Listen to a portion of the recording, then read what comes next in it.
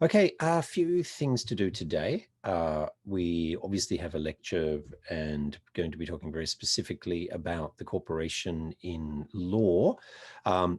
Yesterday was the quiz. Thanks very much, everybody, for taking that. A couple of folks had problems with something that I should have written an explicit warning up front. In fact, I intended to do so, but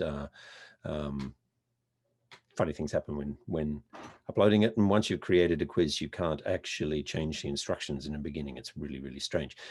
You would have noticed that you couldn't go backwards in the quiz. And although it, you have to confirm and go ahead with each answer, several people went ahead on the assumption that they could go backwards and they couldn't. And so what I will do, I promise, I will look through the data, the full data, which comes to me in a spreadsheet. And if there's a very clear pattern of someone with a bunch of non-answers, then I will be alert to the possibility that was a situation where people assumed they could go back and pick an answer and couldn't.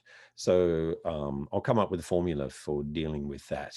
Mindful of the fact that generally people skip questions because they're not sure of the answers. So I can't just give you average marks for it. My inclination, if anyone else had that problem, is for the if there's a large number of missed answers, I'll work out a formula, something to do with their average performance on subsequent quizzes or something. So anyway, I've still got to ponder that.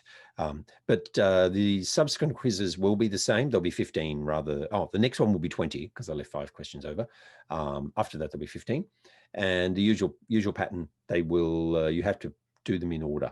Okay. And why do we do that? You can choose various settings. The main reason why we do that is because also the order of the questions that people get, and if anyone tried to do it in tandem with a friend, will know this, that the questions pop up in a different order. And if everyone's getting the questions in a different order and you can't go back, it just makes it much more difficult to do it in teams. Okay. Or more the situation where someone is still half asleep. And the one person who studied in the gang tells everyone else what to pick. It just gets a little bit more complicated to run it as a firm, as the metaphor goes. Indeed, that metaphor of the firm, of people organizing to do things together, or even being in a friendly rivalry, but dominating something. That's a common metaphor. The book, for example, talks about how the British royal family refers to itself as the firm. Profoundly ironic because, as the book observes, historically, to establish a company in the UK, you needed a royal assent, the approval from the monarch. Now the monarch refers to themselves, the monarchy refers to themselves as a firm.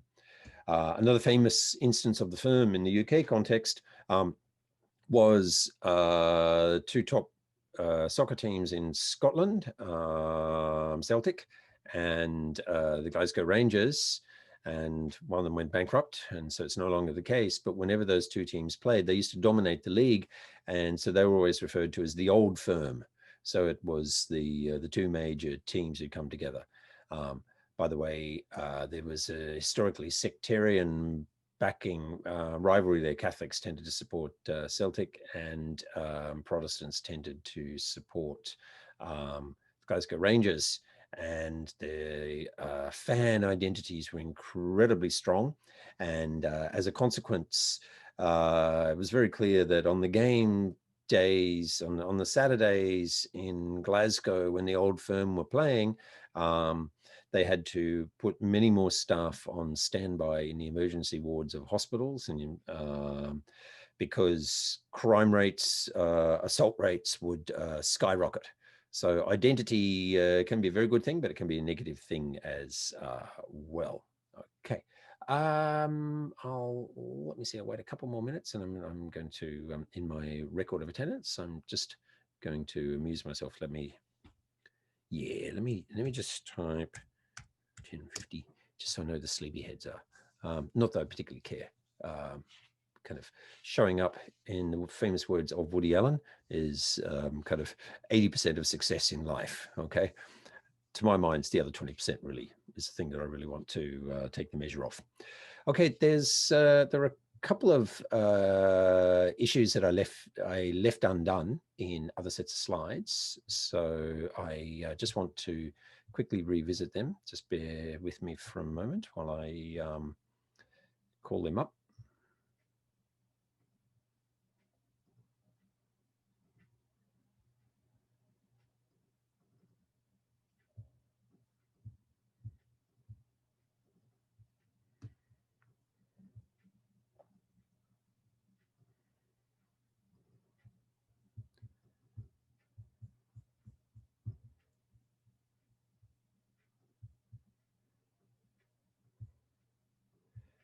Okay, and the first one actually goes back to comparing outcomes across market systems. I realized that actually I forgot to go back and speak to a couple of things that I had left. And of course, what reminded me of that was when I was making the question for this on the quiz. The correct answer, by the way, was 1/3. And you can all check your correct answers now that the quiz has closed. So you can go in and see what the correct answers were on the quiz. The format of it, of course, there is a rear view mirror kind of reviewing the lecture content and online materials, but then there's a forward-oriented thing of looking at readings which carry us into subsequent topics. We'll only really experience the forward-oriented thing from the next quiz because we, of course, bumped the textbook back to the second quiz. So I already saw that one there. The critical point is that Japan is a much more domestically oriented economy than Germany. It's always has been. And that only about 1/8 of Japanese GDP actually comes from exports, which is a very significant story. It helps to explain why Japan has some really world-class companies and businesses, and at the same time has seemed to underperform for a long time because so much of the economy is domestically oriented. Germany, on the other hand, kind of lives and dies these days by the health of the EU as a whole, because about 50% of its GDP is now actually exports. China and some other places are increasingly important markets. We see German cars in lots of places. I was nearly run over by one before.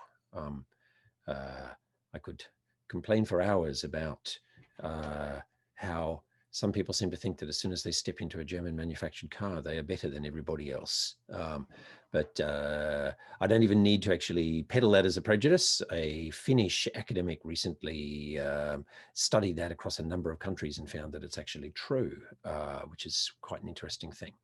Now just chat. Okay, bit of other comparison. This kind of stuff is going to become critically important. This is why I wanted to go back to this. And the really striking statistic we see here is that the ratio of pay between the CEO, the Chief Executive Officer, and the average worker, Japan is strikingly low. CEOs are paid much less than average workers. For a while, the best paid CEO in Japan, based on these metrics, was Carlos Ghosn, but he's gone, haha, in very interesting circumstances. And so actually the Carlos Ghosn phenomena gave a lot of attention to this question of what is a fair rate for a CEO? What are the comparisons? Do you compare it to your what internal employees are paid? Do you compare it to, in a sense, the global market for CEOs, whatever that is? And we can see that that becomes controversial. You know, ironically, one of the consequences with Carlos Ghosn and the whole reason why he was arrested in the first case was because his executive compensation, in his view, was well below what he should be earning if you looked at the market price for people like him. And in the logic of top international company CEOs, truly the market for global CEOs, actually, he was quite right. He had been approached to see if he would go to one of the top US car firms, and they had offered him double the money quite explicitly. So that was his benchmark, that he thought that his executive compensation was rather lower than he should have been getting, and that the headline figure was political because Japan was so sensitive to executive compensation. My own pragmatic take on that is if you're in a Japanese context, you should be very alert to that and resign yourself to that. So he looked to be compensated in other ways. And that, of course, was a slippery slope with compliance issues. And in the end, got him in so much trouble that he fled, as we know. So I've been quite close to Nissan for 10 years running the corporate case study, and indeed I would normally be running it in period 3 on a Thursday. I will just simply say that particularly some very good recent investigation by French journalists suggests, yeah, there were a whole lot of irregularities. And I think very much those irregularities and maybe a sense of entitlement that came about from him came about because he had this reference point that he could be earning more elsewhere. And so it was therefore appropriate that he had various benefits. He seems to, so I can get his mindset, but I also think it's incredibly reckless to step outside procedural norms and compliance issues. I, for one, admire boldness and entrepreneurialism in people, but I also know that fundamental old rule that if someone wants to bring you down, they will bring you down on a technicality. And we must remember that the greatest gangster of the interwar period in the United States effectively was sent to prison. The leader, the great mafia boss, was sent to prison, not because he had large numbers of people killed, which he did, but for tax evasion. Okay, so they will get you on a technicality. So never hand your enemies something to use against you, particularly on small technicalities. I always say to people, if you're going to do the wrong thing, do it so spectacularly wrong that people go, wow, isn't that awesome? So don't cheat the company for 100,000 yen or 1,000 yen. Cheat it for $10 million or 20 or 50 or $100 million, and take yourself to a country where they can never get you and set yourself up as the king of the country if you want to, or the queen. So you get the reaction from people that is, rather than mittomonai. Okay. In a funny kind of way, that's why Carlos Ghosn's become even more of a hero, because most people were thinking mittomonai until he managed to escape. Then that actually made him a legend. He's stuck in Lebanon. Yeah, if you've got the fair degree of wealth in Lebanon, even though the economy is a basket case, you can probably live a reasonably good life. Anyway, these critical issues of what is a reasonable rate of pay, we're going to see will pop up across countries. Just one final thing I'll say on the Nissan case. I have absolutely no doubts that in some sense it was a coup d'etat, that people wanted to push Carlos Ghosn out, some people, because he was proposing a merger with Renault under a holding company. But that just reinforces my point, that unless you have ticked all the boxes in terms of compliance, if you want to be a bold leader, you are in a very vulnerable position. People who will resist change, and actually I think what Carlos Ghosn was proposing with Renault actually made a lot of sense, but people who would oppose it for whatever reason, self-interest, ideological reason, nationalism, sentiment, or whatever, if you've done something a little bit wrong, they will use it against you. Anyway, we see in the US case, the ratio of pay of CEOs to the average workers is spectacularly high, 10 times higher pretty much than anywhere else. Of course, we look at a place like Venezuela as a basket case, okay? And of course, in the Japanese case, there is just absolutely no comparison. Germany looks very similar to Japan in this respect. When we do talk about the German case, and to some degree the Japanese case, we will see that there are other ways for executives to be compensated with a range of benefits. And indeed, there is just the inherent benefit of status. One thing I will say in relation to Waseda, because I know many of you are having doubts about paying full fees to Waseda despite being online, One of the things that amazed me in Waseda is how little the people who take on roles such as the deanship and whatnot get paid. They do get a te ate, but they only get 1 teaching exemption. So I know a number of you are in Ikshima Sensei's classes and whatnot, particularly those of you with the governance interest. So Ikshima Sensei is still working very hard teaching, while also being insanely busy in these difficult times as dean, and he gets an allowance, but it's a kind of a lousy allowance.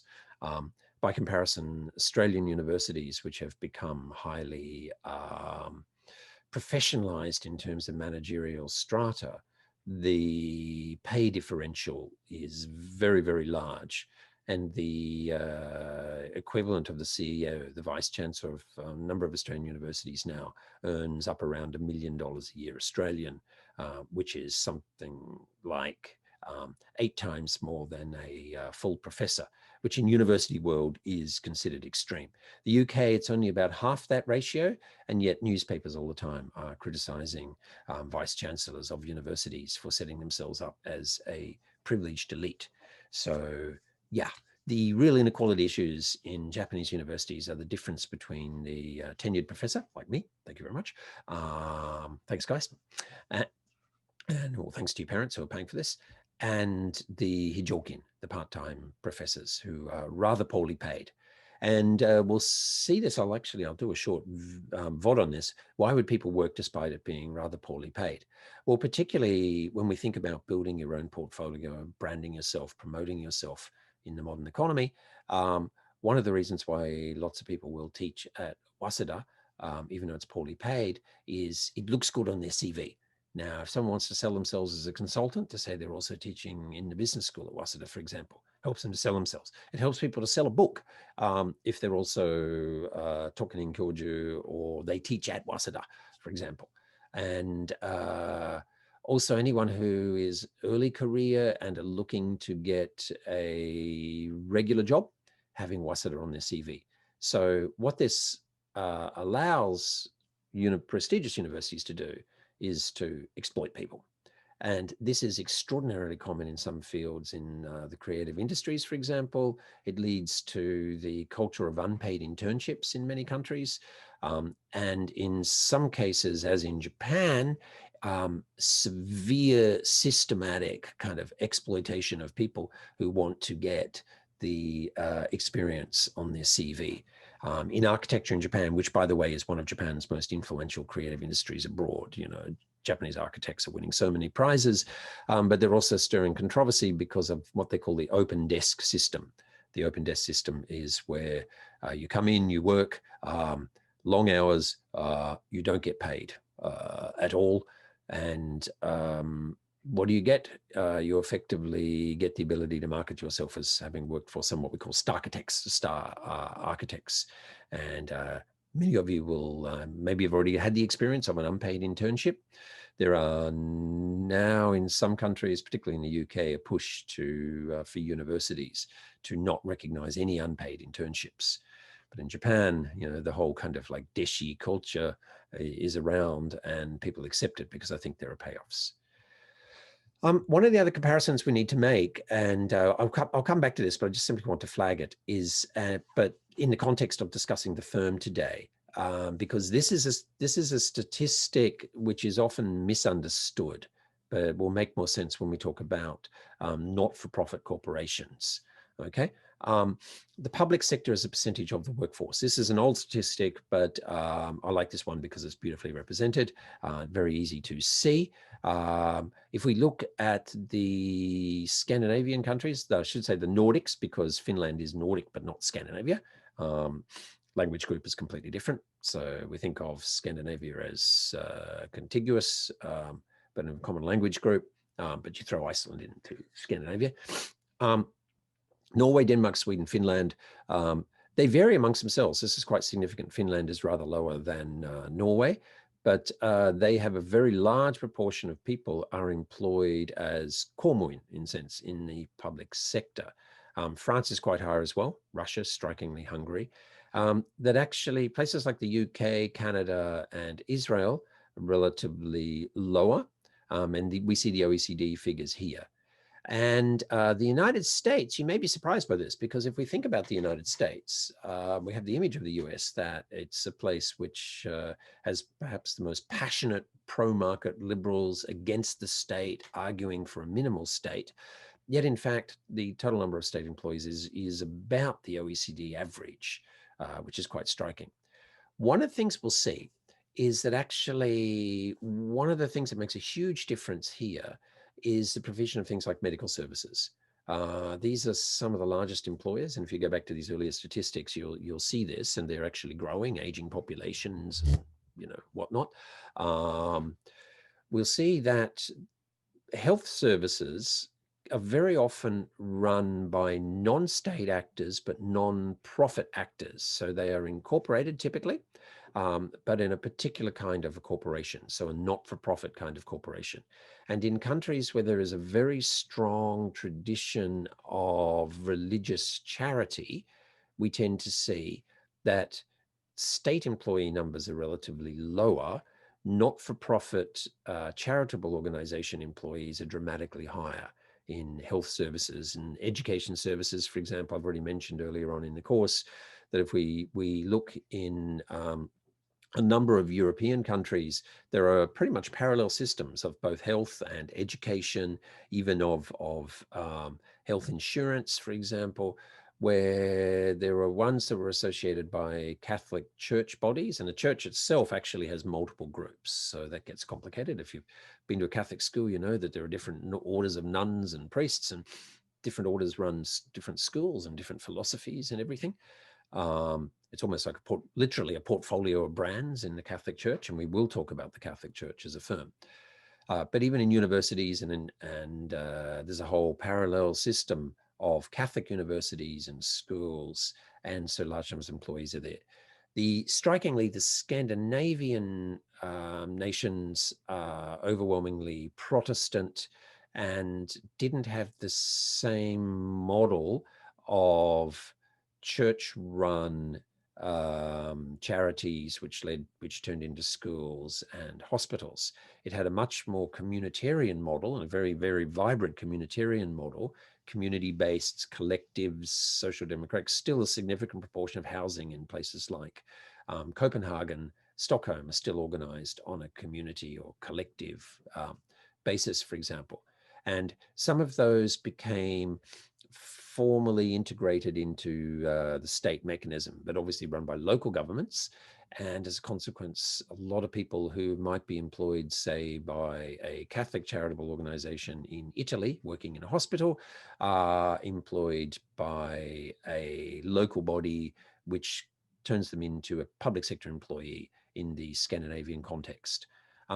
France is a bit in between. France had the Catholic tradition, but with the French Revolution, a lot of institutions that were run by the Catholic Church were taken over by the French state. And so that's a very distinctive story. And why is this significant? A lot of people are very lazy, and they just look at the percentage of people who are public sector employees, and they just think, some countries, all those socialist left-wing countries, everyone works for the government, and the government's nearly bankrupt. Okay, and that's the image of Greece, for example. It's the image of Italy. There's some truth of it in the Italian case, that even though the Catholic Church employs lots of people, the state also employed lots of people. Yet one of the really sobering things I really want to emphasize here is that actually one of the lowest rates of government net debt is a place like Denmark, where, let's go back again. If we look at Denmark, something like nearly 30% of the entire population are public sector employees, and yet Denmark has one of the lowest levels of public indebtedness of any public sector. Now, we go to the other end. Greece is completely out there, 200% of GDP. Japan runs second. Japan keeps some very strange companies statistically. Greece, Portugal, and Italy, all with massive levels of public sector indebtedness. And then you throw in Japan. And Japan is always the outlier. The reason being is Japanese households have high levels of savings, and they are quite well organized, but kind of low return, but well-organized savings schemes with Ninkin systems, health insurance schemes, and whatnot. And overwhelmingly, these institutions, including Wasada's Ninkin, which is Dokujin no Ninkin for Wasada, which scares me. But anyway, Wasada's Ninkin Fund, to my mind, holds far too many JGBs, Japanese government bonds, the bonds that the Bank of Japan issues to fund the public debt. So Japan is unique in having overwhelmingly its debt held by Japanese, by local and by patient organizations, which has meant that the state can run huge debts for the longest time. Now, of course, with Corona, lots of states are doing this. But the simple point is, if you're further down the right, down here, say my country, Australia, public sector debt was very low. So, and actually this year the budget was going to be in balance, and then Corona came along, and then bang, they've just thrown $100 billion, out of the window to keep the economy going in the space of a couple of months. So if you're at this end, it's actually easier to do. At that end, it becomes rather more difficult. But what I really want to emphasize again is that there's no simple relationship between formally the number of people who work for for-profit companies and in a sense, healthier public sector outlook. It's quite possible that a large proportion of your workforce, up to 30% plus, can be employed by the state and levels of state and still balance the budget.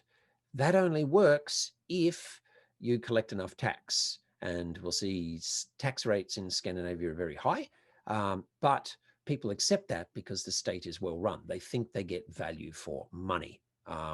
You can look at this yourself. But if we look at health spending as a percentage of GDP, one of the interesting things we find here is that there's no simple relationship between health expenditure kind of getting out of control and the state running it.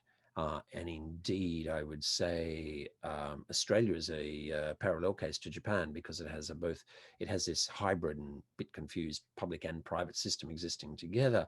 And what we can say very clearly is that when the state is partly paying for it, the state normally puts price caps on things, and that happens in Japan as well. So that tends to keep a lid on it. We have this image in Japan that Japan is going bankrupt because of health spending. And so there's been a push to make elderly contribute to health, a large proportion to their health expenditure. They're worried that bored old folks go to the doctor in the absence of something to do. I don't believe that's true. They might hang out in the Chornoike or the Pachinko or something.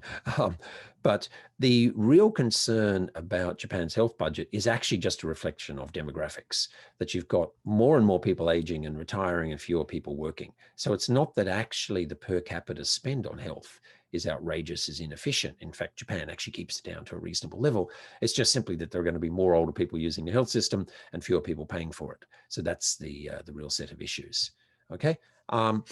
And again, if we look at health costs here, private versus public contribution, this is where we can see the significant thing that Japan, public expenditure versus private expenditure as a percentage of GDP, Japan actually keeps the private contribution relatively low.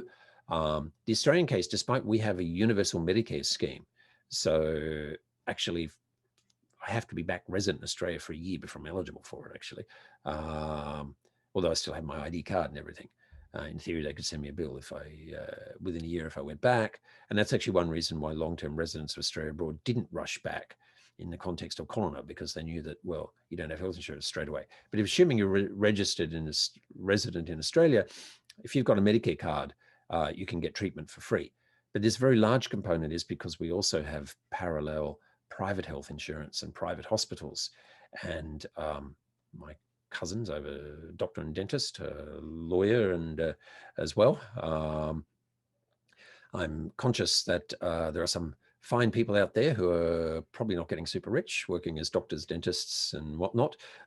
But relatively, the salaries in Australia for those kind of professionals are much, much higher than in the Japanese case. And so we see that the state being involved in terms of capping what charges are has a significant impact. I heard from a bankruptcy law expert, in relation to Japan, by the way, that of all fields of professions, the most common field of personal bankruptcy is actually dentists, because there are so many dentists. What dentists can charge are heavily controlled by the schedule of fees of the government. But traditionally, dentists were seen as wealthy. And so many dentists had internalized an idea of the expected lifestyle, but find there's a lot of competition. And so, 自己破産率、歯医者は一番高いんですね。前に聞いたんですけど。It's not exactly my field. But it speaks also to that anecdote that I offered a week or two back too, about is your glass half full or half empty? If you can't make up your mind, just get a smaller glasses and it seems fuller. If you manage down your own expectations about your lifestyle, live within your means, is that great old English expression. Many of those kind of cases don't arise. Just one final thing to compare, when we talk about the state in the economy. The status in the economy as an employer, and we'll revisit that, but the state is also in the economy as a customer, as a funder. And this is best gotten at by looking at construction statistics. And what we find here is that Japan is particularly extreme historically in terms of how much construction makes up for GDP. That said, of course, the size of the Japanese market for construction has been flat for years. China has been growing rapidly, so we can see that it's grown enormously. Western Europe has grown a bit.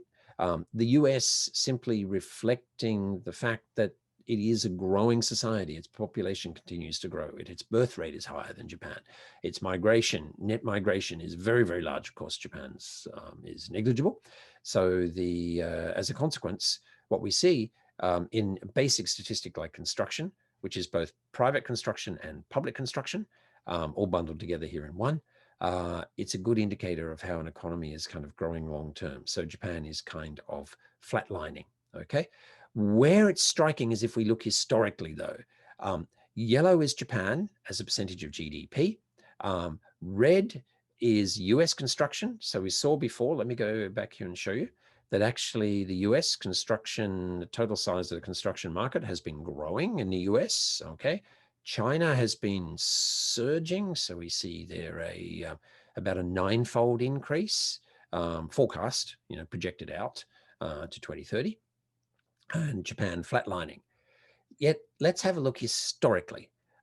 What we see, first of all, the blue line is China, okay, as a percentage of GDP. So the Great Leap Forward was the Great Leap Backwards in the late 50s. You see a dramatic decline, a real tragedy. Stop-start, a bit of a dip with the Cultural Revolution. And then we see rising growth, and this is an old statistic, and bear with me. The China, of course, goes up and up, but it doesn't go really up as a percentage of GDP that much until post GFC and now, where it surges. And that's another story we'll come back to. I want to highlight Japan, that actually post-war Japan, from the mid 60s up until the kind of bursting of the bubble, which is around here.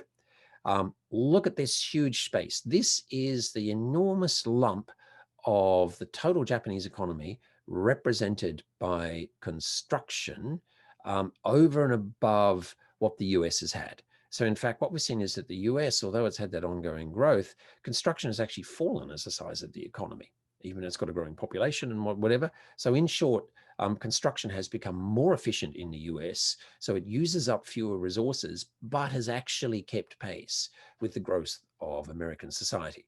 Now, many people would say that the US systematically lacks public transport infrastructure, for example. I think that's a very valid point. They're only very belatedly building railways and whatever, so probably the US should be rather higher. It's kind of offset by building of highways and tollways and whatnot. So that's more a what kind of construction question. Why this matters, this extreme Japanese share of construction in GDP. Construction is domestic. And when we try to make sense of Japan as a place that was booming post-war, fell into recession after the bursting of the bubble economy in late 1989, but has been growing since, but a bit around 1%. Effectively, Japan has hit its public sector spending limit, although it's already way massively more indebted than it should be. It obviously can't keep expanding public budgets to build like it used to. And there's a new need for spend on construction, that is to fix all the stuff that was built in the 60s and 70s, which are suffering concrete rot. This is going to be one of Japan's biggest long-term issues. A lot of people focus on empty houses, akia.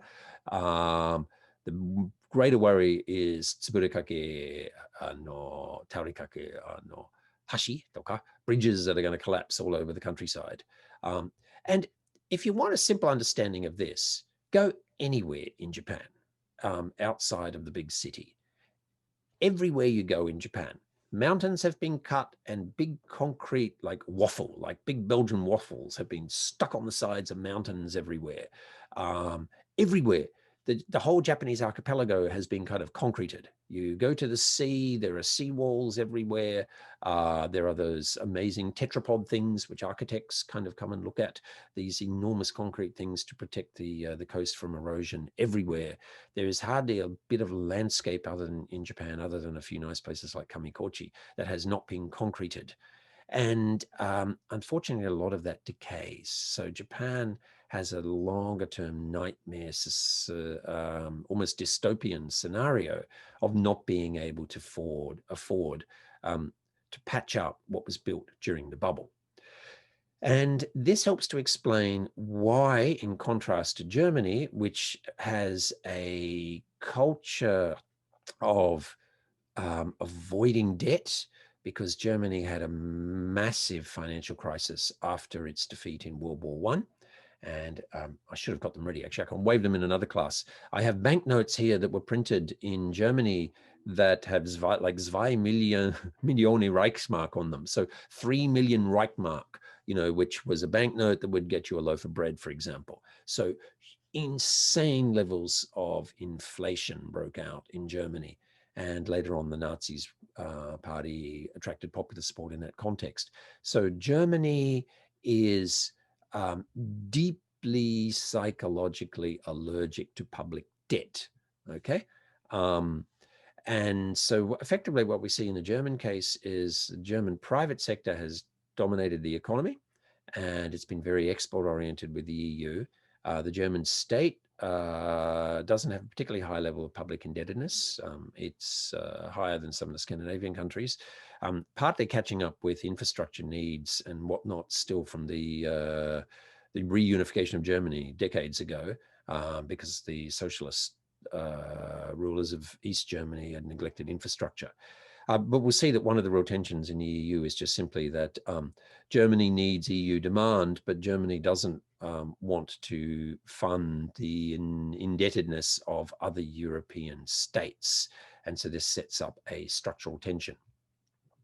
So it's not that there have been absolutely no beneficiaries in terms of Japanese competitiveness internationally because of the construction industry. Companies like Komatsu, who make all their construction equipment, they have huge market share, Kobelco as well.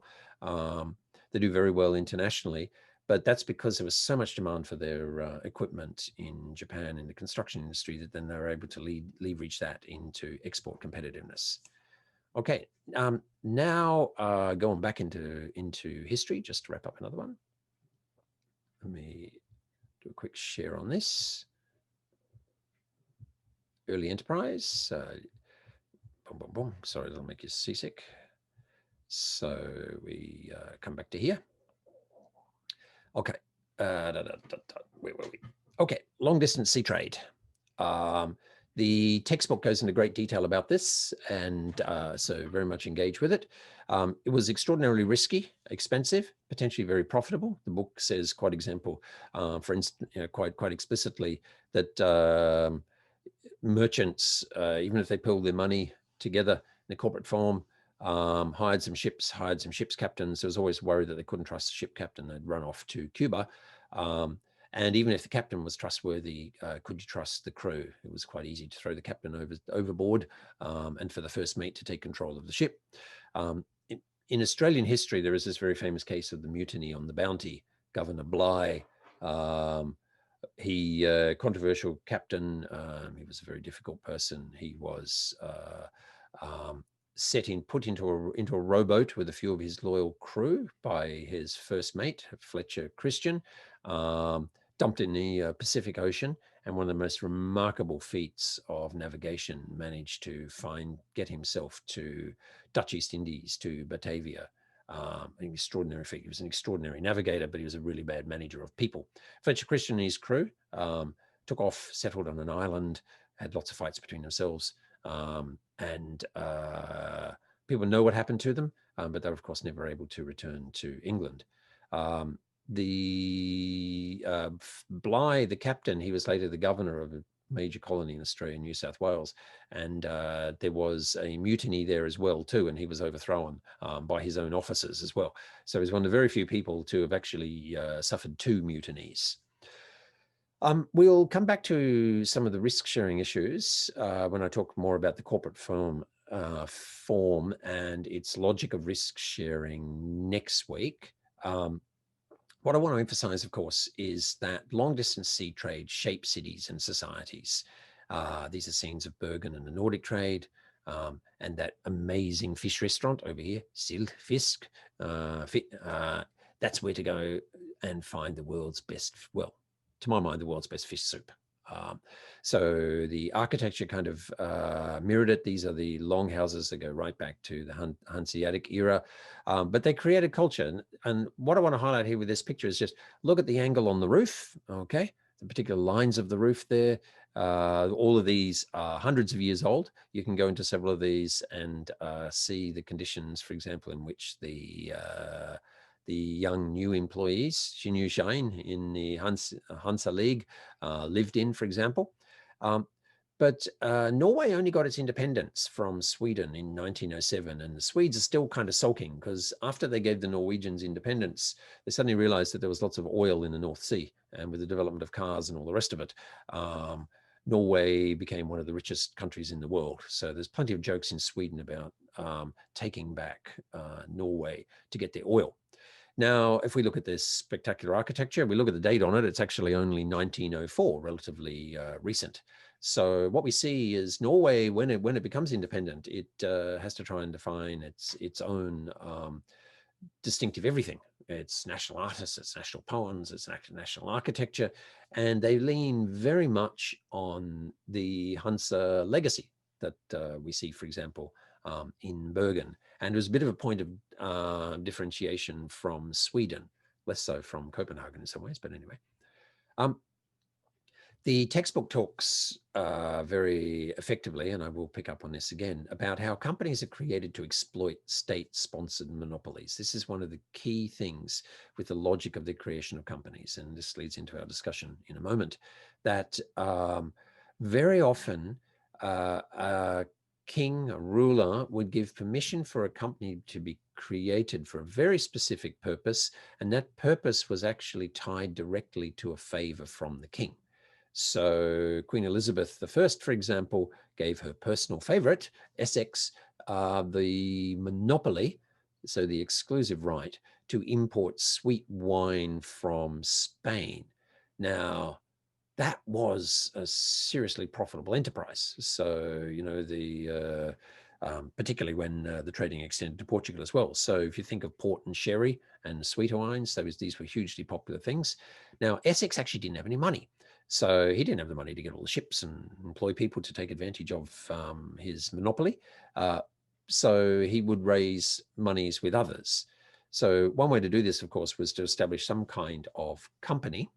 And very often rulers would bestow a monopoly on a group of leading citizens. So the king, the ruler might say, you guys sort it out amongst yourselves, get yourselves together in a way so that you're not going to fight about this, share your risk, create a proper governance structure, and then we will bestow monopoly trading right on you. So you will have the stability of market to take advantage of.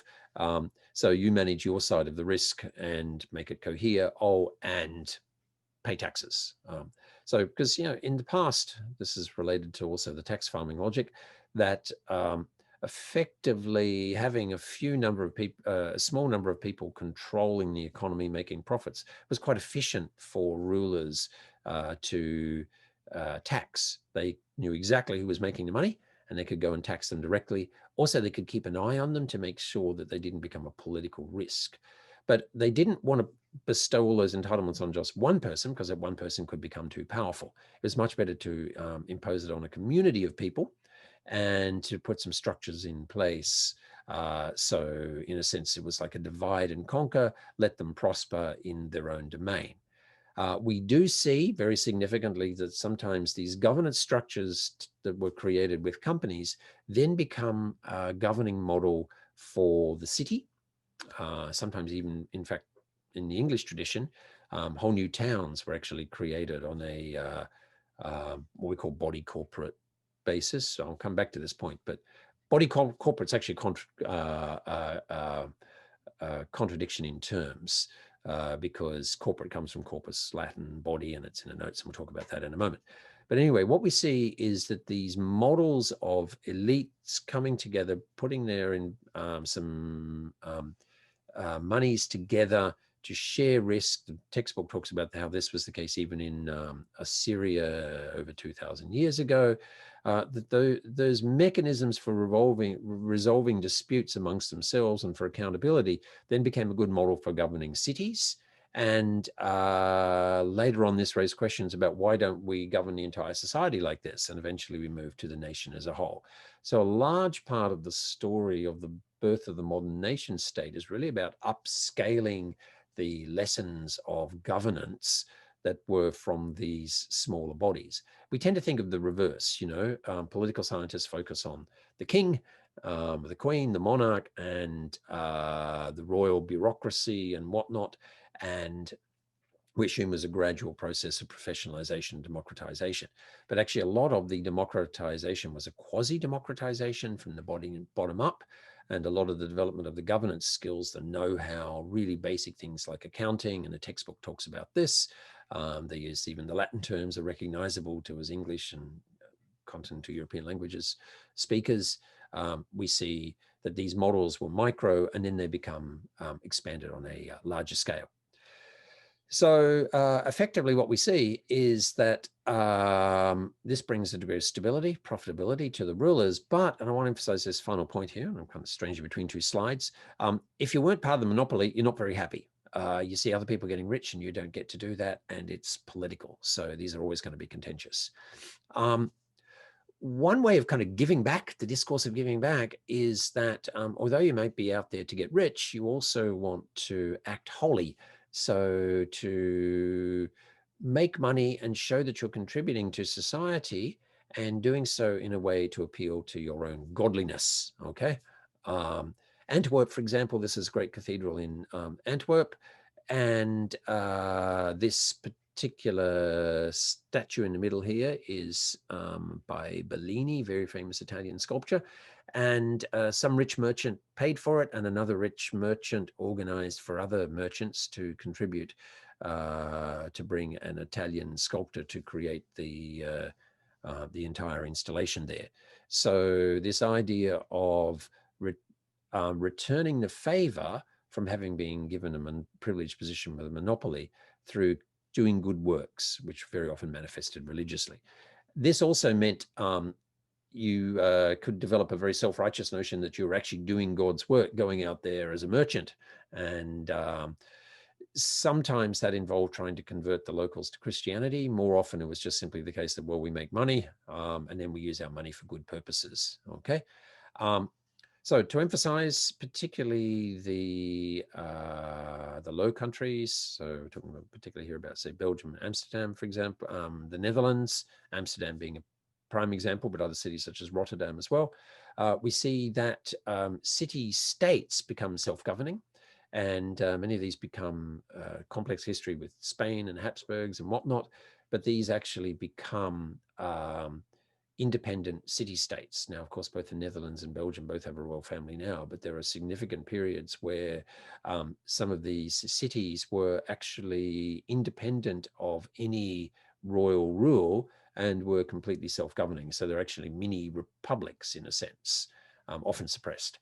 The most famous of them, of course, is the Venetian Republic, and which was a grand merchant trading hub, extraordinarily wealthy. They effectively outsourced most of their military defense to poorer peoples, whether they came from parts of contemporary Yugoslavia or other parts of Italy. And they had a very significant governing community of elite families that were very often involved in trade. And of course, the iconic St. Mark's Square in Venice and the Doge's Palace, the Doge is like the Duke of the Grand Lord, was actually an appointed position. And if anyone's been there to Venice and you get to go there, do not miss this. It's right in St. Mark's. Lots of people take a selfie with the tower in the background and all the pigeons, and then zoom away, but they forget to go into the Doge's Palace. And it is a stunning space. I should actually share some pictures later on in the course, where all the elites would gather regularly for the equivalent of a parliament and be involved in the governance of Venice. So these provide quasi-democratic models. However, very often systematic exploitation abroad. And I have put on the website the last of the videos there for the video on demand for this session about the Dutch East India Company, the VOC, a very good recent Dutch documentary with a prominent young Dutch intellectual is narrating it. It's English subtitles, don't worry, that actually talks about the rethinking of the legacy of one of the significant Dutch pioneers of trade, because he was very brutal, particularly in the Dutch East Indies. So I will recommend that you have a look at those issues. Leiden shows a particular model of how exploration, trade, knowledge creation could come together. So University of Leiden is one of Wasseter's partners and a long-standing connection. And maybe some of you was or has gone on exchange to Leiden. Leiden has the best collection in Europe of Asia-related materials. The university is very dynamic. It's considered a real center of East Asian studies in Europe. And a lot of that is tied to the trading history and the fact that Protestant merchants put a lot of money into turning the city into a significant center of learning. So, of course, we see so many consequences of trade. I think we understand this. People of diverse backgrounds in contact with each other, their wares, their arts, texts, all of these kind of things. The Islamization of Indonesia is very much associated with Arab traders, for example. All cultures are syncretic. Trade was a key driver. We'll talk about things like tea, cardamom, whatnot. Some of the iconic things that you have if you go to, say, Sweden or Denmark. Aquavit, which is like a strong vodka, but flavored with herbs, spices, particularly cumin. So those spices were brought about through long distance trade. There's a wonderful kind of Swedish tradition of a cardamom bun. Now, if you know your curries, you'll know cardamom. You don't want to chew on a cardamom pod, but making a sweet bun with cardamom. Now, of course, that was only possible when you had long distance trade. And we'll actually look at a few examples of this just to bring more life into this otherwise dry discussion of long-term trade. Trade also affirms difference, though. It makes people aware of their particular ways of living and values and whatnot. And very significantly, organized enterprises create and perpetuate their own culture. And that's something I want you to get to thinking about, the culture of the company, of the Kaisha, okay? And it's something we will visit a little bit today and in the live session next time. Rise of mass education, I'll talk about this subsequently. The long distance trading routes and particularly the connection with China, we'll come back to when we talk about China, just in terms of the discussion of economic nationalism. China's story flips on it. Sometimes it's very proud, of course, of how the flows from China to the rest of the world really created civilization, whether it's gunpowder, paper technology, noodles, a whole bunch of things. No stories of, there'd be no Italian pasta without China and the Silk Road, for example. But the reverse story, the remembering European exploitation is with the Boxer Rebellion, the suppression of the Boxer Rebellion, the Opium Wars, for example, and opium was as a way of paying for tea. That's another story we'll come back to. So we can see that the politics of trade history gets really, really complex. China tends to emphasize the one-way positive influences, and at the same time to play up the exploitative dimensions in the later period, very often for political purposes. Okay. So I want to turn now to the logic of the firm. So the firm in law.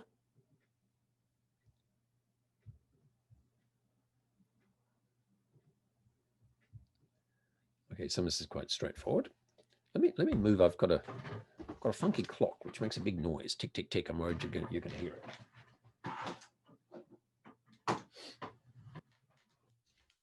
Okay. So the firm in law. Some of this is spelt out very clearly in the textbook. So this is just a summary. I'm going to zoom through it. Okay. So clearly ancient origins, and take seriously that history in the book. Don't skip over it. But the formalization in law is quite recent. So this is interesting paradox. So we can find its origins and indeed the terminology that the textbook explains so nicely in the Roman Empire and earlier. Yet it's really a mid-19th century thing. Now, the book, it's a little bit Anglo-centric. It really emphasizes the Great Act of 1862, for example, and particularly the British formalization of the corporation as something that could be a general purpose thing that could be pretty much automatically created. It didn't need to be vetted by the state and whatnot.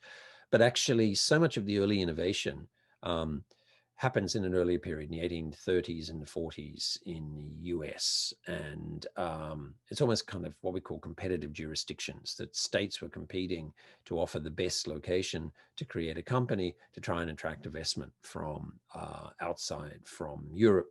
And there was a lot of controversies, and it's a bit of a feedback loop. There's innovation there, but much of the money is coming from Britain. And therefore, there is a push for these British investors investing in the US and seeing what's happening with the corporate form to really bring British law up to date. One of the things, of course, was that lots of people were getting ripped off by very dodgy entrepreneurs who were creating companies in the US, and it was very difficult to enforce your rights from London, for example. So to create good British law where a prospectus could be issued, money could be raised in Britain, a company could be incorporated in Britain to do business in the US, later on to build railroads or things like that, was a major push. So we need to see the US as a major location of both the innovation of the use of the company and the investment opportunities, and the UK as a major source of capital. And so we see the two things developing in tandem. And there are some good reasons for saying that there are unique features of the English legal tradition which make it more likely that the firm model, the model of the corporation in law, developed in the Anglo-American world. And still today, in so many domains, in terms of, say, the regulation of consumer safety, basic business conduct. There is a competitive advantage arising to the Anglo legal tradition. So those countries that have the English law tradition, the common law tradition, have had quite a competitive advantage in business. And we'll see that many international business deals that are done between businesses in different countries, neither of which party is actually domiciled, officially resident in an Anglo-American country, US, Canada, Australia, New Zealand, for example, the UK, of course. Very often they specify London as the legal site in which any dispute must be resolved. So what effectively we see is that the influence of English law is much, much bigger than just applying to those countries that were former colonies and adopted a legal system. That a huge proportion of international trade is actually done according to English law, which means we see a huge concentration, of course, in legal cases in London. One of my old university friends I'm in regular touch with, he said he has never been busier during COVID, but he has to do it all through Zoom. And he makes the point that lawyers in London profit when the rest of the world is in very bad financial state because there are more contractual disputes. And so lawyers are in huge demand. So the history of the corporate form, those two presentations that are part of the video on demand from our two authors, were an incredibly rare and privileged position to have two authors of this text, both of whom are also very public figures, journalists. One of them is the editor-in-chief of the of Bloomberg now, formerly editor-in-chief of The Economist. The other is a senior writer in The Economist. And so both of them have given public presentations about lots of things, and we'll actually finish up looking at what they've been saying about the impacts of COVID-19 for capitalism. So we'll open with them and we'll close with them, and we'll even have something in the middle in terms of problems with the state, the modern state relative to business. But particularly those two presentations, and the one by Wooldridge in particular, where he really presents key themes of the book. Okay, so did it far better than I would ever do. So my own video stuff is going to be more about connecting their insights to the broader public governance story and a broader theory of corporate finance and whatnot. Where I'm really joining up the dots, my contribution is going to be in making the connections between the history of the corporate form, modernization in general, the rise of the modern nation state, the rise of the modern military, and also the mass education system. And very, very relevant for ourselves. I think most of your parents pushed you to study so hard for so long to get into a university such as Waseda, not because they thought you were going to get a fantastic education. If they just cared about education, they'd probably let you play outside and watch YouTube videos. You'd probably learn more. Yeah, I can say that, it's true. But they really thought that if you get certified as being a Waseda graduate, you had a much better chance of getting into some elite management track in one of these big corporations or a big state institution, which is kind of run like one of these big corporations. So just a little bit about the legal foundations of business. Okay, we've got sole operations, partnerships, collectives, cooperatives, and a whole bunch of unincorporated bodies, which I've kind of touched on, and I will update with some more details on this and how it works in very particular cases, and sometimes how they change categories from one to another. So there's lots of issues impacting on which legal organizational form is adopted, legal context, often the nature of the business, the number of people involved, capital intensiveness. In many places, it just doesn't make sense to set up a company yourself. It feels very cocky. I've got a company. I've made myself the shut shop. But it's just so much simpler to do it as a sole operation. Because if you create a company in many jurisdictions, you have reporting requirements. One of the most annoying things I had to do for a while when I rashly agreed to be the secretary treasurer of the Japanese Studies Association of Australia that had about 250, 300 members, was that I had to do an annual filing in the Australian Capital Territory where it was registered as a not-for-profit company. I had to pay $600 or $700 a year to accountants to have the books audited, which is pretty annoying because the revenues were not very huge. I think total savings about $24,000 when I ran it, because we made a big profit on the conference, which was very rare. And it was just a real pain in the neck. And I thought, okay, it sounds pretty cool to be an incorporated body, and there are some good reasons for it, particularly for something to last through time when people are taking it in turns to run it. But the compliance issues are messy. So sole traders, very common in skilled trades, small retail and service establishments. Partnerships, still very common in professional services.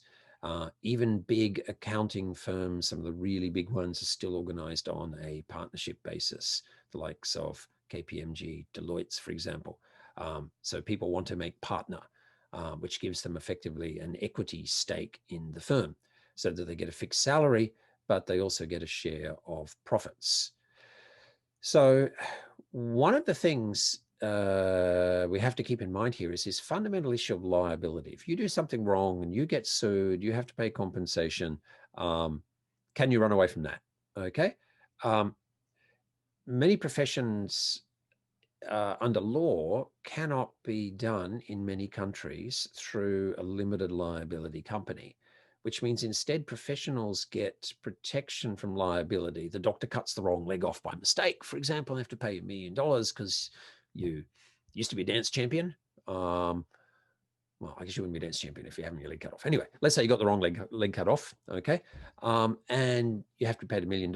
So people have what's called professional indemnity insurance. By the way, don't agree to being a director of a company unless you actually seek out director's indemnity insurance. Understand what you're getting yourself in for. In many countries, those kind of insurance products are available to protect you. So, as I've said, many countries had this strong idea that professionals should not be doing their professional services on a limited liability basis. The notion, and we'll talk about this, the notion of skin in the game, that you should have something to lose. That if, as a doctor, you make a wrong diagnosis, you chop the wrong bit off somebody, that this could ruin you financially. We've tended to think of just ruining someone professionally, that they get expelled from the medical association, for example. But doctors all have a chance of making mistakes, so they tend to look out for their own while protecting the reputation of doctors as a whole. So they tend to want to just kick out only the worst members, for example.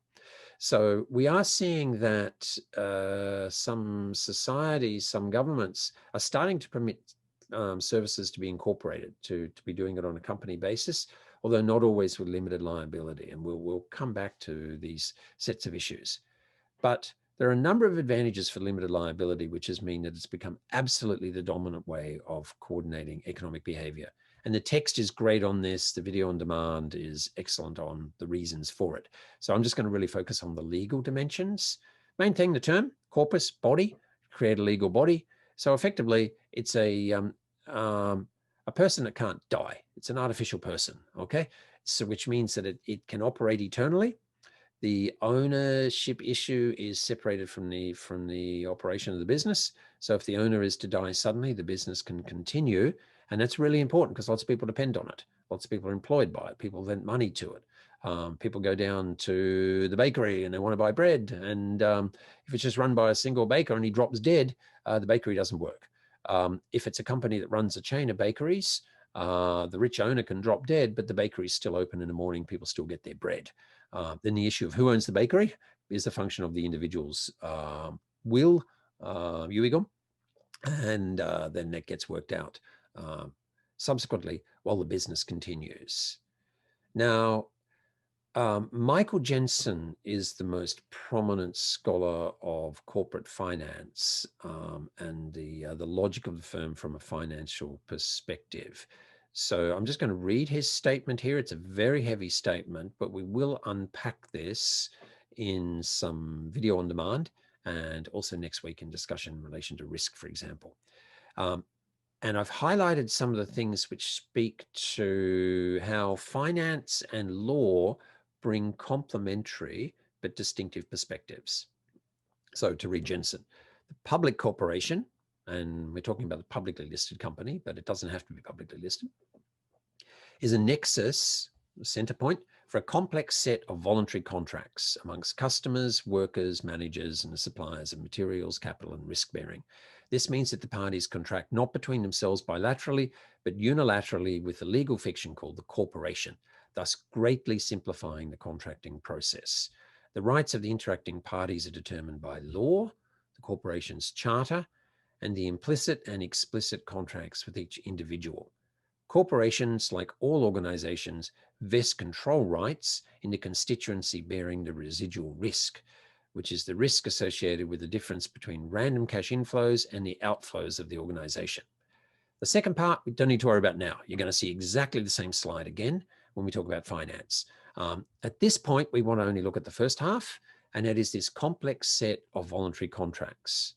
Now, in economics, in microeconomics, there's a whole turn, and actually associated with a Japanese scholar, Aoki Masahiko in particular, who is a real hippie dude. He was at Today, then he went to California, very famous for riding around the Harley Davidson. I think he's retired now, and he may be back in Japan from time to time. But Aoki Sensei, very famous.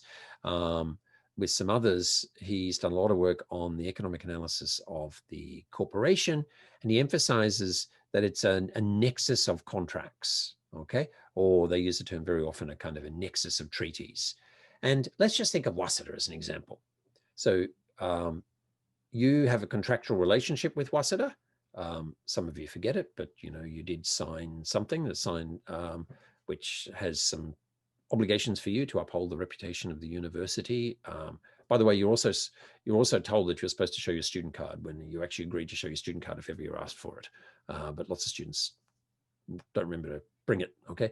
But you did sign away some things that you might think as rights. Very significantly, you or your parents or very kind grandparent, whatever, pays regular money to Waseda University. And then Waseda pays me and pays for the power bill, pays pretty much for everything to deliver the educational experience, okay? So Waseda is a nexus of contracts. You just have one relationship with them. Now, that seems so obvious, just so obvious, isn't it? But a couple of hundred years ago, it wasn't so obvious that actually the university was a much more devolved body, and you can still see this in the Oxford and Cambridge tradition.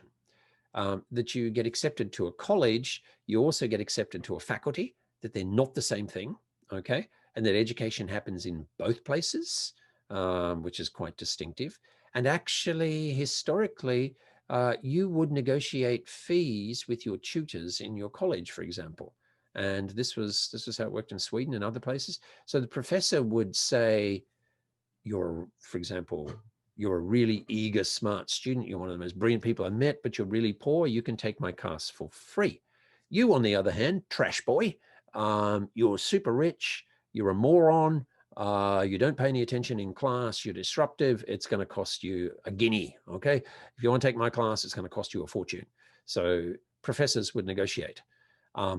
Remember, of course, that some of the most troublesome people, aristocrats, were allowed to walk around with swords and things. So your average professor trying to have a difficult conversation with a student, not just about how they're a bad student, but how he's going to charge them more because they're annoying, and the student carries a sword, not a nice negotiating kind of dynamic, okay? So as a consequence, it became much more efficient for the university to deal with this, and then to contract separately with the professors and to govern the professors. We see in different places very different norms. In Japan, there is a norm that all students pay the same, standard university fees, so law of one price, and then separate issues of scholarships from typically third parties. Sometimes the university gives a scholarship, but pretty rare. US private universities, there is no law of one price. This is like airlines and yield management, that almost no two people in the same institution are actually paying the same price, that these are individual kind of packaged deals. So there are lots of prominent people from wealthy families. The son-in-law of the current president of the United States, for example, who went to Harvard. I'm sure he was charged the full price, although his dad did make a very large donation to Harvard. Maybe got a discount for that. There are other people who get to go to Harvard for free. I have had a couple of students say this year that, Waseda, they're charging us this much money, I wonder if I'm getting real value for money, and maybe I'll go to the US. And my response is, yeah, well, have a look at what the sticker price is, the really good smart student replies to say, well, I could go to university in the US for free because I'm so smart that they would give me a scholarship to go. Very often the reality is that 1 year in the US costs more than 4 years in Waseda in private institutions. But no two people are really paying the same price. So just looking at our time, we've only got a few minutes to go. What is the firm? It's a legal entity. It's an organizational personality. It's an external personality. It's a site of collaborations patterned by a very distinctive ethos or culture. It's a hub of purchases and sales, a nexus of contracts, and it's a hierarchy. This is the island of command in a sea of collaboration, sea of voluntary cooperation that we speak of.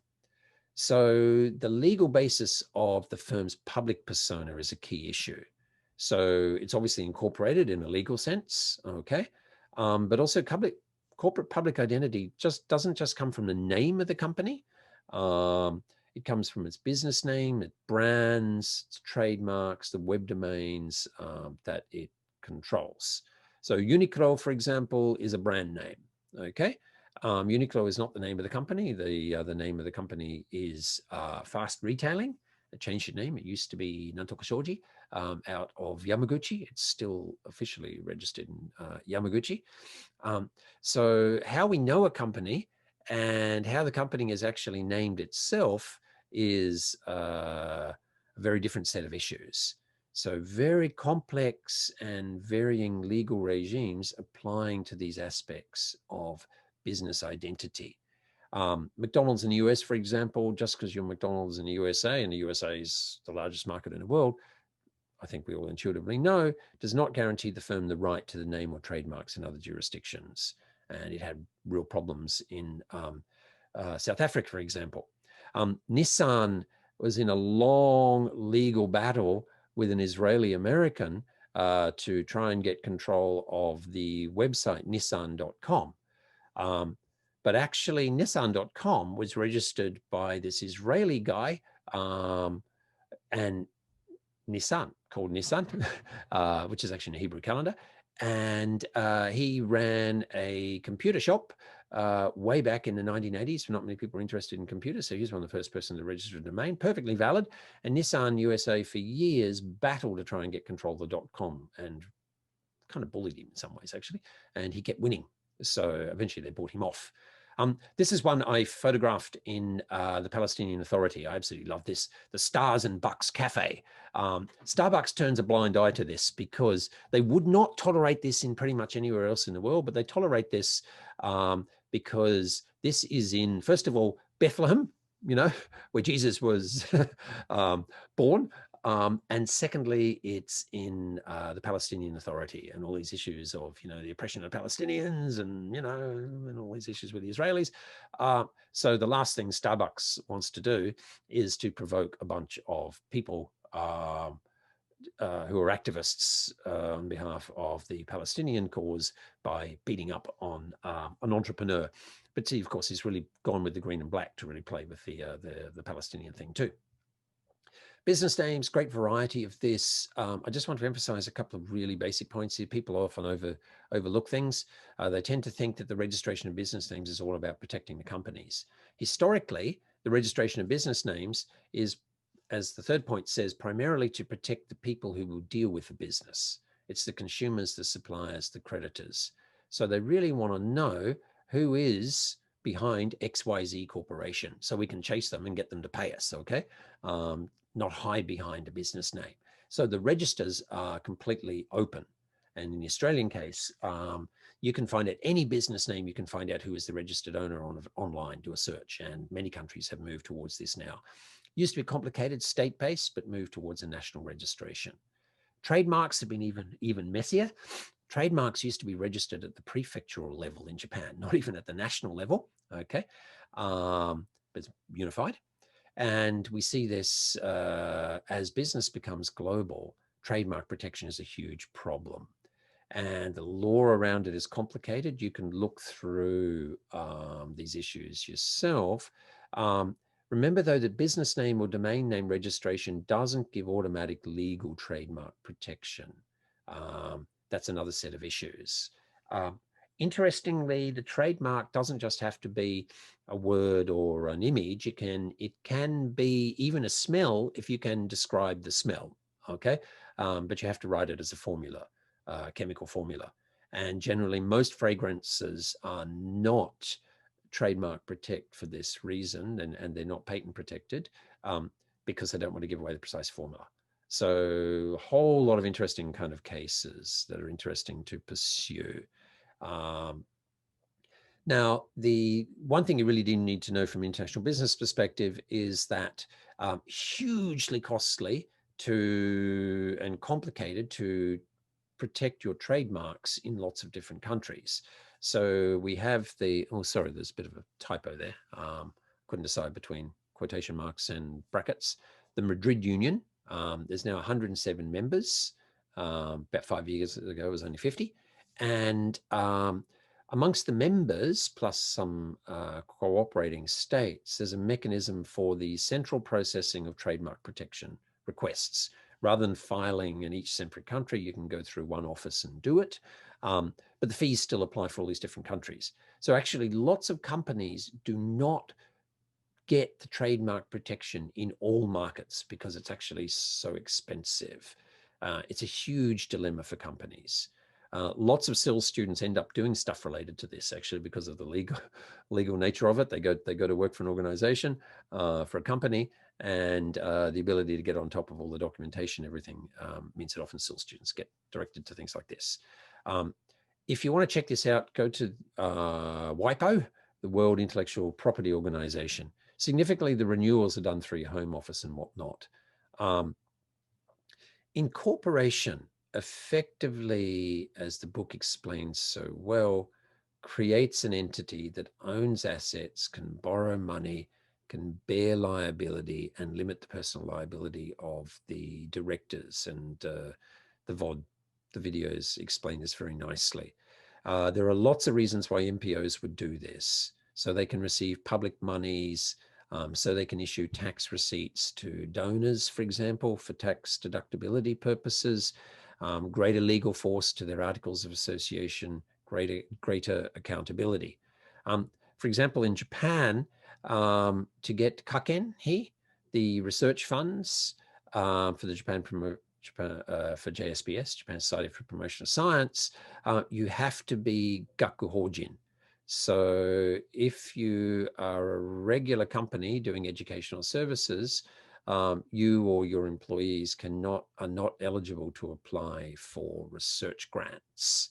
That's a very big factor, which leads to pretty much everyone who is serious about research wanting to work for a regular university that is on a gakuhojin basis. So professional universities that might be for-profit, such as Digital Hollywood University, the staff there have this dilemma. They're not eligible for kaken, even though actually they do the most interesting stuff on digital content these days. I won't get into the details of this here. I might speak to it with a VOD. Very significantly on the website, I've put on the very top on the blog feed the most recent links for Denmark and Japan and Australia. Australia is interesting because it's an English type system, but very open, easy to understand. And there's also links there for what if a non-resident wants to do business. And Denmark as well is really cool too. It tells you how to do this even as a non-resident. But I've also got some of the links here. Some of the best sources on how to do this, particularly for the US, are actually third-party companies which will do this as a typo. It should be www. US legal forms, for example. You can check these out. Delaware, the reference to that, I'll come back to it when we talk about the US. But where you create your company in the US makes a very big difference because it's state-based. And there are tax purposes, there are corporate governance advantages if you're the dominant shareholder in being in a place like Delaware, and we'll come back to that. I'll lead to this discussion of the board of directors to another day because that's very relevant to managing risk. I just simply want to finish up, and I'll do a vote on this as well too. The notion of the veil of incorporation, that people could hide behind the corporate structure. Now, often for aristocrats who wanted to pretend that they were so wealthy that they just spend all day in the club and they didn't have to concern themselves with the material world, to admit that actually they were investing in a hat factory was quite humiliating for them. Because horrible English snobbery amongst the aristocrats and pretend aristocrats, to be in trade was considered to be not true elite. Later on, as they start to go bankrupt, they're very happy to marry the daughter of a successful business person to keep up the lifestyle. So veil of incorporation allowed people to hide the fact they're involved in business. Of course, that attracted lots of really, really dodgy people. The final point, and I'll stop the share here and speak to the camera, is that the veil of incorporation is a twofold thing. It, on the one hand, it allowed dodgy people to rip other people off easily. On the other hand, it allowed a lot of people who could face prejudice if they're trading under their own name to be involved in business. So we see that a lot of Quakers, so Christian religious minorities, a lot of Jews, Jewish entrepreneurs, for example, behind company names, who might be subject to social prejudice, could take a significant role in the economy. And you can see some instances of this. Businesses that the owners have a very strong religious perspective, that they sometimes face prejudice even today. For example, in the United States, some companies, and we'll look at some examples later on in the course.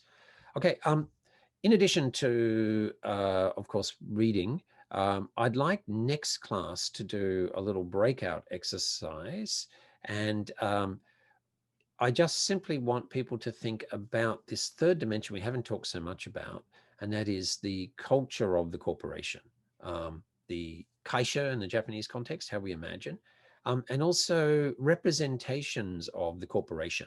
I'll just finish up with one here. Some of you will know the English and comedy series, but it's comedy in the sense of it's like excruciatingly painful to watch. The Office, for example, which shows corporate life, where everyone's pretty mediocre and messed up. There's an American remake of it, which wasn't as edgy because Americans generally found the English version of it just English seemed more comfortable with other people looking very, very, very uncomfortable and finding a certain pleasure in it. Oh, sorry. I've sent that to UE by accident. Let me send this to everybody. Okay, The Office. So we'll do a short breakout as a warm-up next week. So bring your ideas about the status of the kaisha in Japanese culture, views from other places.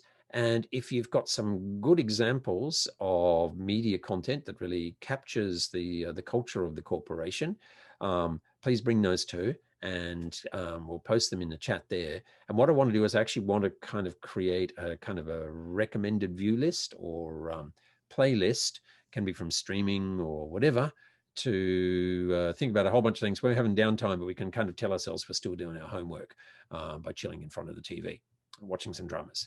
So thanks very much.